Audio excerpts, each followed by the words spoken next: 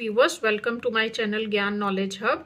In this video, we'll discuss the poetic devices or figures of speech of the poem All the World's a Stage, written by William Shakespeare.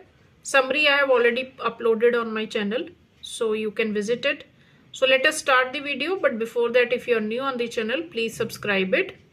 So first poetic device is simile.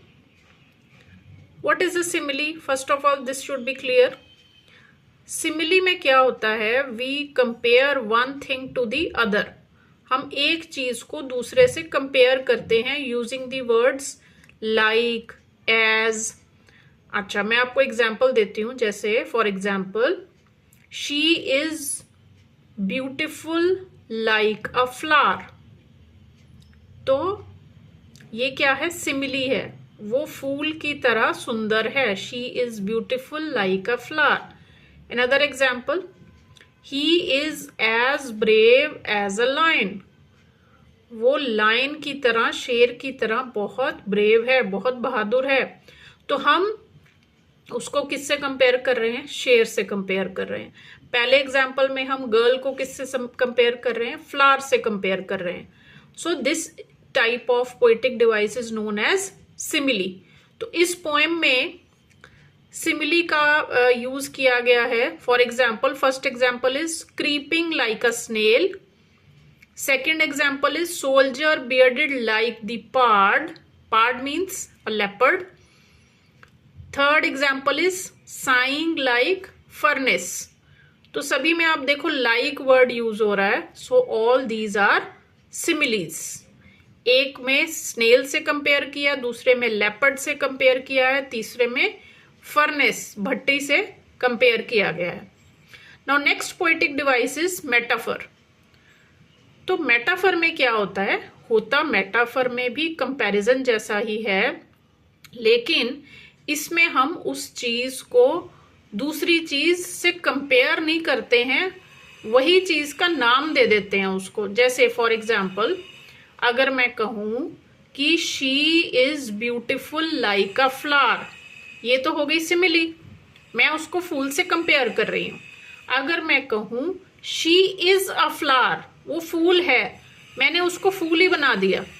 मैंने उसको फूल से compare नहीं किया, उसको फूल बना ही दिया. She is a flower. तो ये हो गया मेटाफर. यहाँ पे लाइक और एज वर्ड्स नहीं यूज होते हैं मेटाफर में, जो कि सिमिली में यूज होते हैं. अनदर एग्जाम्पल, सिमिली में मैंने आपको एग्जाम्पल दिया था, he is as brave as a lion. वो लायन की तरह बहादुर है. लेकिन अगर मैंने मेटाफर यूज करना है तो मैं बोलूंगी ही इज अ लायन. वो एक लायन ही है, वो लायन के जैसा नहीं है, वो लायन है. तो ये ऐसे जो पोएटिक डिवाइसेस होते हैं उनमें उनको हम बोलते हैं मेटाफर. तो इस पोएम में कहां कहां पे मेटाफर यूज हुआ है?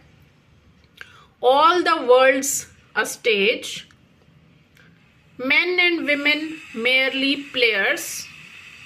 ये दो एग्जाम्पल्स हैं मेटाफर के. ठीक है, यहाँ पे वर्ल्ड को स्टेज से कंपेयर नहीं किया गया, वर्ल्ड को स्टेज ही बोला गया है. मेन एंड विमेन को प्लेयर्स से कंपेयर नहीं किया गया, प्लेयर्स ही बोला गया है. तो ये हो गए मेटाफर्स.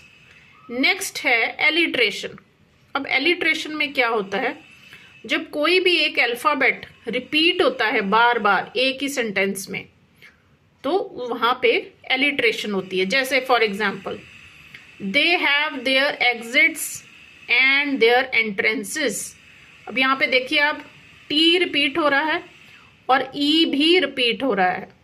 टी और ई दोनों रिपीट हो रहे हैं, तो यहाँ एलिट्रेशन है. Saying like furnace with a woeful ballad. W W repeat हो रहा है, तो alliteration. His youthful hose well saved a world too wide. H भी रिपीट हो रहा है, डब्ल्यू भी रिपीट हो रहा है. For his shrunk shank, S repeat हो रहा है. Turning again towards childish treble, T is being repeated here. So all these are the examples of alliteration जो इस पोएम में है. sudden and quick in quarrel. Again Q letter is repeated, so it is alliteration. Next है repetition. अब repetition क्या होता है? जब हम किसी भी वर्ड को रिपीट करते हैं बार बार तो वो बन जाता है repetition.